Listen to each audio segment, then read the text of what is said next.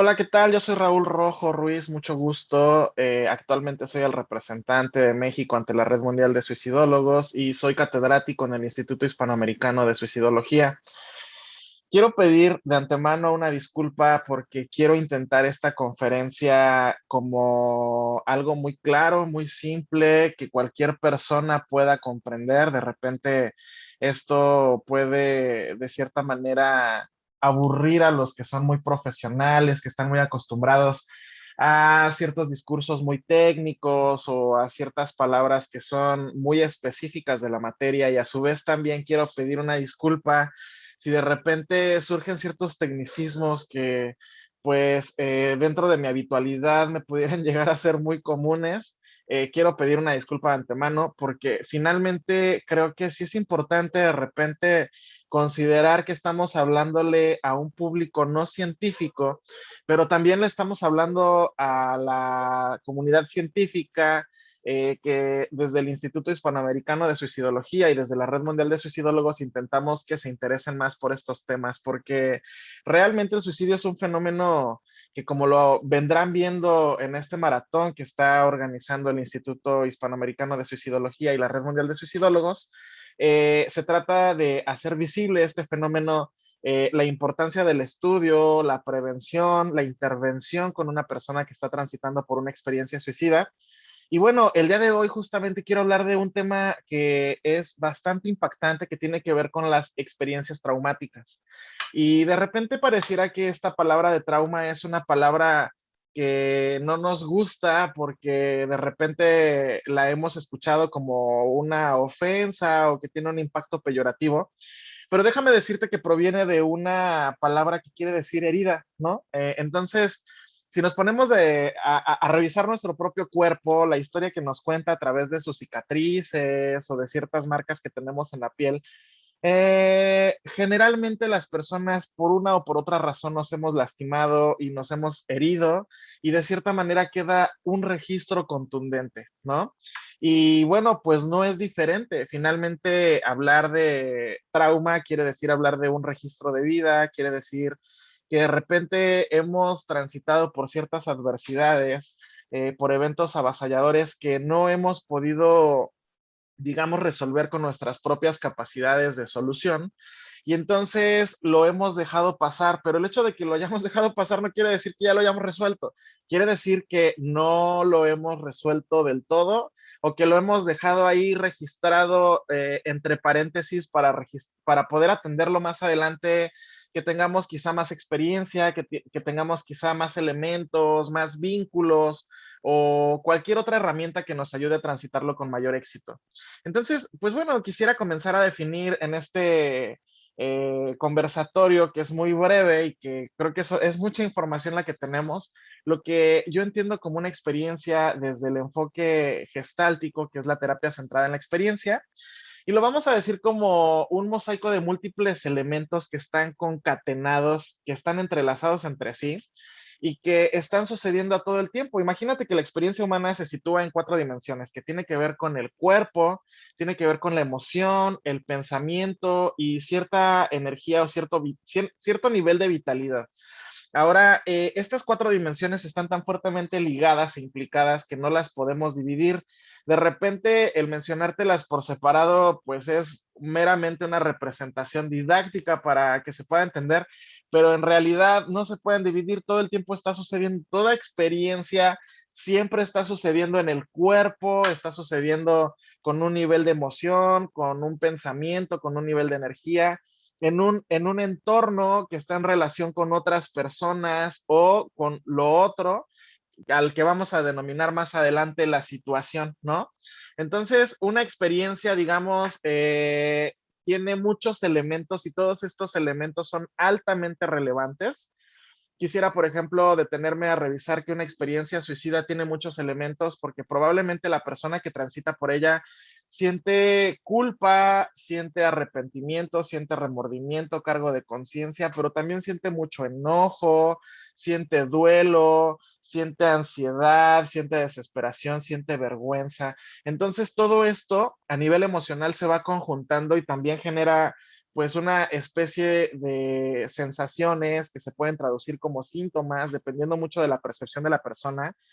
Y de cierta manera la experiencia, imagínatela como algo que subsecuentemente va evolucionando y se va adaptando a cada situación, ¿sí? Entonces, los seres humanos vamos generando todo el tiempo estos ajustes. Algunos ajustes nos ayudan a adecuarnos a ciertas situaciones de una forma muy creativa, porque cada situación puede ser novedosa y entonces nos vamos adaptando lo mejor que podemos y hacemos lo mejor que podemos con los recursos que tenemos a nuestro alcance. Pero, por otro lado, de repente, pues nos adecuamos, pues como nos ha venido funcionando en el pasado y pues nos vamos quedando así como haciendo siempre lo mismo, obteniendo los mismos resultados y de repente pues llega la persona a desesperarse porque no ve un gran avance, ¿no? Entonces vamos a denominar experiencia como la manera de estar experienciando cierta situación. Ahora, déjame definirte el trauma, ¿no? Ya te decía que tiene que ver con una especie de herida, pero déjame ponerlo en términos un poquito más concretos como un recuerdo de un evento que se quedó almacenado de manera destructiva o disfuncional en las redes neurológicas o neuronales de memoria, ¿no? Entonces, pudiera decirlo como un evento que se quedó atrapado en las neuroredes de memoria, ¿sí? Y que al quedarse en las neuroredes, te estoy hablando ya de un sistema nervioso corpóreo, físico o fisiológico, entonces por lo tanto esto sucede y se queda atrapado en el cuerpo. Te puedo decir que de repente hay ciertas situaciones que suceden que no están bajo nuestro control, por ejemplo, un desastre natural, y este desastre natural de repente nos forza a tener que intervenir o actuar hacia nuestra sobrevivencia, pero pues no se puede, no sucede, no como nosotros quisiéramos, y entonces nos quedamos con cierta energía fijada en el cuerpo. Esta energía cuando se va atorando, pues digamos, se va generando una manera de adecuación que nos hace percibir el mundo de otra manera porque vamos adecuando también nuestra percepción, ¿sí? Entonces, déjame decirte que la experiencia traumática entonces se va a comprender desde una dimensión biológica, desde una dimensión psicológica, desde una dimensión social e incluso me atrevo a decirte desde una dimensión espiritual, ¿sí? Esta experiencia es orgánica, es genética, neurológica, emocional, conductual, cognitiva, vamos a decirlo incluso evolutiva, voluntaria, ¿no? Y de cierta manera, esta experiencia va a ser muy distinta a la etapa del desarrollo por donde está transitando la persona, o sea, porque de esto va a depender muchísimo de procesos de conciencia, va a depender muchísimo de procesos bioquímicos, hormonales, incluso hasta de cómo es identificada por las personas, ¿no? No es lo mismo, por ejemplo, decir, ah, soy el hijo de Doña Mari, a decir, ah, yo soy Raúl Rojo y que todos me conozcan como Raúl, o que de repente la propia experiencia se va desplegando a través de estas etapas del desarrollo y esto de cierta manera nos ayuda a desarrollar una experiencia de alta intensidad, ajá, devastadora, que puede incluso cronificarnos o puede ser de baja intensidad, ¿sí? Y esto hace de repente que el entorno nosotros lo podamos comprender como una amenaza, que lo podamos comprender como algo que pues no nos está brindando el suficiente apoyo o que nos impide de cierta manera acercarnos eso que necesitamos para poder luchar o para poder huir dependiendo de lo que nosotros necesitemos, ¿no? Entonces, déjame decírtelo como el trauma o la experiencia traumática es esa experiencia detrás de haber vivido un impacto de alta intensidad, que no fueron suficientes nuestras capacidades habituales de solución de problemas. Y entonces esto nos hace entrar en una crisis, pero como vivimos en una cultura, en un medio familiar o en un contexto social donde nos enseñan a ser fuertes y a sobrevivir a toda costa, entonces, de cierta manera, renunciamos a transitar esa experiencia y nos hacemos los que la Virgen nos habla, vemos hacia otro lugar y la dejamos ahí almacenada encarnada y corporificada, ¿sí? Bueno, déjame decirte entonces que cuando hablamos de una experiencia traumática, estamos hablando, insisto, de una experiencia muy abrumadora que genera, pues digamos, una amenaza a nuestra vida o a nuestra integridad física, nuestra integridad emocional, nuestra integridad psicológica, incluso social, ante lo que de cierta manera nos sentimos impotentes, ¿no? Y sentimos que nuestras respuestas naturales no son suficientes. Entonces, ante esta situación, digamos, está en peligro nuestra neurocepción. Y quiero decir que la neurocepción es esta capacidad que tiene el organismo de decir qué tan seguro estás en un entorno. Es como cuando llegas a tu casa y de repente descansas porque dices, ya llegué a un espacio donde ya sé cómo están las cosas, donde puedo resguardarme de la lluvia, del frío, del crimen, ¿sí? Entonces, de una manera natural, el sistema nervioso busca restablecer este equilibrio o esta sensación de seguridad. A esto es a lo que vamos a denominar neurocepción, ¿sí? Y cuando de cierta manera el trauma no está, pues digamos, eh, trabajado, pues vamos a encontrarnos de repente con que la persona experimenta sensaciones de miedo, ¿no? Respuestas de autosuficiencia, perdóname, de insuficiencia, de impotencia, siente como si en el cuerpo hubiera una energía residual que es excesiva y que se está desbordando y por lo tanto lo traduce en temas de angustia, ansiedad, pánico, etcétera, etcétera, ¿no? Entonces, el trauma de cierta manera afecta la autorregulación de la persona, también hace que la persona todo el tiempo busque completarse y por lo tanto es una experiencia amenazante y abrumadora. Entonces, de repente te puedo decir que el trauma tiene ciertos efectos y estos efectos pueden ser inmediatos o pueden ser posteriores. Inmediatos pudiera ser algo como una hiperactivación o una hipoactivación, o sea, la persona se puede sentir paralizada o puede sentir que quiere hacer como mucho y no sabe qué, ¿no? Puede sentir una sensación de opresión o constricción, una disociación, ajá,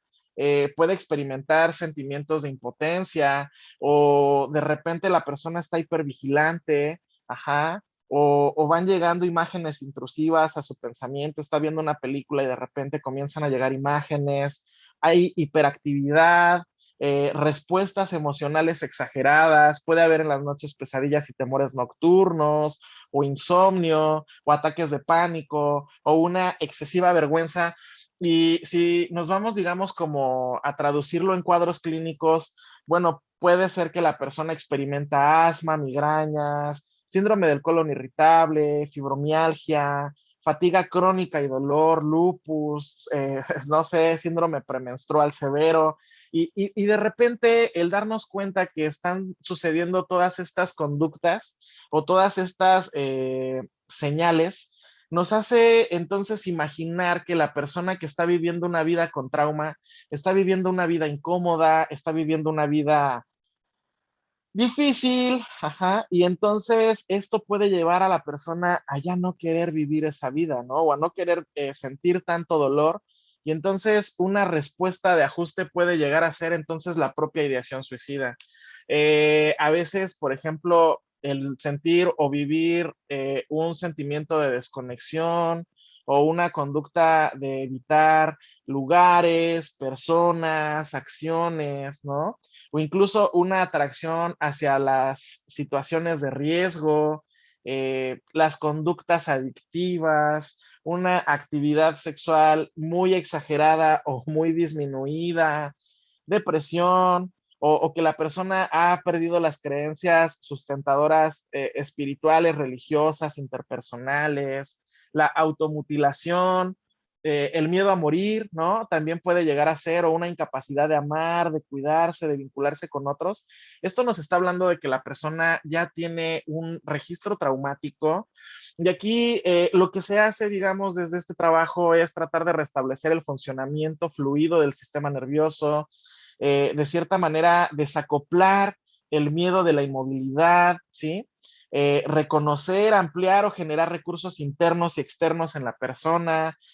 apoyar la habilidad de autorregulación de la persona, también de cierta manera es una buena posibilidad para renegociar el trauma y actualizar la experiencia de la persona, ¿sí? Digamos, recuperar el cuerpo como un espacio seguro, apoyar esta autorregulación de la persona y que esta persona desarrolle mayor resiliencia y empoderamiento. Es un trabajo, digamos, que se escucha fácil, pero hasta cierto punto, pues, tiene mucha complejidad porque la psicotraumatología es una ciencia nueva que se está discutiendo aún entre muchos colaboradores, pero para mí es muy importante que se pueda tomar en cuenta para el trabajo con la experiencia suicida, porque una persona que está transitando, pues digamos, por un trauma simple o el cúmulo de estos traumas, digamos, puede desarrollar un trauma complejo, de cierta manera está experimentando una vida muy difícil de vivir y por supuesto que el mejor ajuste posible que tiene la persona tiene que ver con tratar de acabar con su vida, ¿sabes? Porque acabando con su vida está acabando con el dolor y está acabando con el sufrimiento. Y este trauma, digamos, puede ser categorizado de cualquier situación, ¿sabes? Puede haber una activación de urgencia de alta intensidad donde la persona está sufriendo asfixia, atragantamiento, o probablemente desde una manera perinatal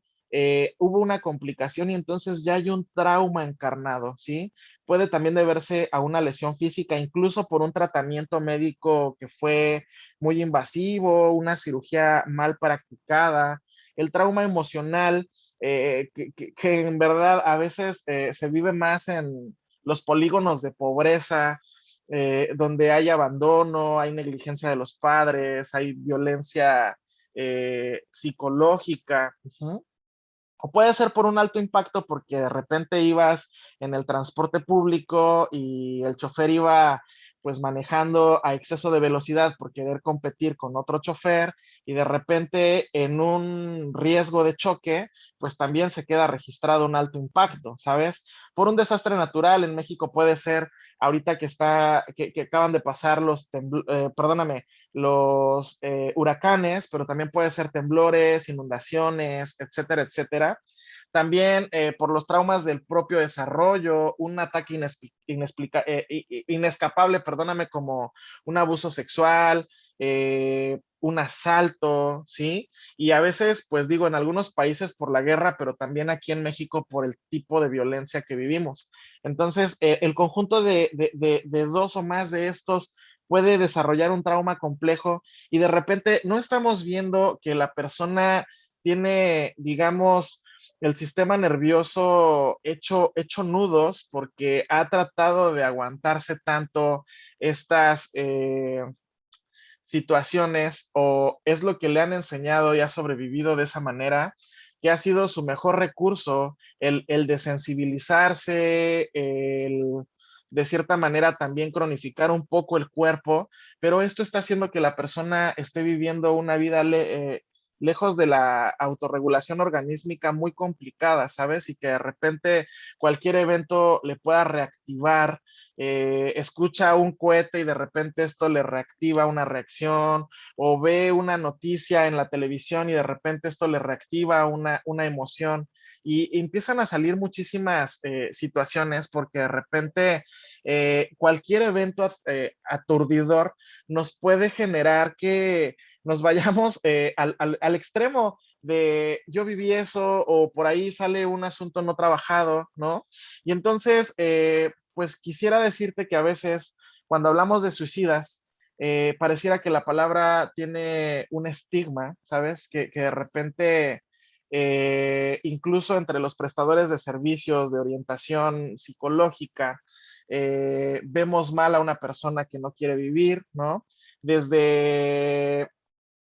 pues vamos a llamarlo también los servicios religiosos, también vemos mal que la persona no quiere vivir y por ahí algunas personas dicen que un suicida no se va al cielo y que se va al purgatorio y que su alma es condenada, etcétera, etcétera, porque nadie quiere a las personas que renuncian al regalo de la vida, pero no nos hemos preguntado qué tanto dolor, qué tanto sufrimiento, qué tanta incomodidad está experimentando en su propio cuerpo y en el ecosistema donde se está desarrollando lo que he venido llamando entorno, es decir, su casa, su escuela, su trabajo, sus relaciones, su vecindario, como para que la persona no quiera vivir, ¿sí? Es como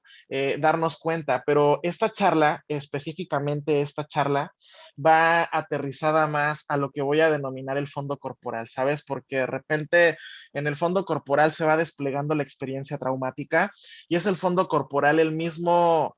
mapa o el mismo esquema que nos puede llevar a ir trabajando esta experiencia, ¿sí? En el fondo corporal, pues bueno, se experimentan sensaciones, emociones, sentimientos, imágenes, comportamientos, pensamientos, y muchas veces no somos en absoluto conscientes de esta parte. Rastrear el fondo corporal y traerlo a la luz es darnos una ruta a través de, en las demás dimensiones de la experiencia, tendríamos que trabajar, y me refiero a lo emocional, a lo cognitivo, a lo energético. De cierta manera, el fondo corporal nos ayuda a estar en una alerta constante y pues darle un poquito de definición a esta situación que no se ha trabajado por completo, ¿no? Ahora sí me gustaría decirte que la persona que está transitando por una experiencia suicida, pues está transitando por distintos,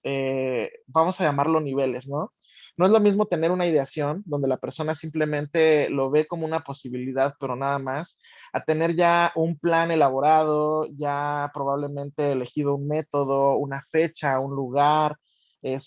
porque ahí estamos hablando de que la persona ya está hablando en serio, ¿no? El hecho de que la persona solamente piense en suicidarse no quiere decir que no esté hablando en serio, pero solo lo ve como una posibilidad, así como alternativamente está la posibilidad de no hacerlo. Y entonces pudiéramos decir que es menos peligroso en el sentido de que todavía tenemos un tiempo para poder hacer una intervención, ¿no? Ahora, cuando hablamos de intervención, de repente hay quienes hablan de una intervención primaria, secundaria, terciaria, pero déjame decirte que aquí en el Instituto Hispanoamericano hablamos de una intervención universal, ¿sí? Donde específicamente, lejos de un modelo psicoeducativo que esté centrado, digamos, en las experiencias que se han tenido, se trata de analizar de una manera muy individualizada cada caso, cada situación, cada síntoma, porque cada persona tiene es un espectro único e irrepetible, con una historia de vida única e irrepetible y una manera de darle cierto sentido a lo que está viviendo, con una libertad total, una responsabilidad, una resiliencia que hace que la persona pueda ir adecuando un plan hecho a su medida. Y déjame decirte que, pues a mí me gustaría extrapolar expandir esta visión al resto de las personas que están viendo esta charla, porque de repente pareciera que cuando hablamos de psicoterapia o de una intervención suicidológica, es como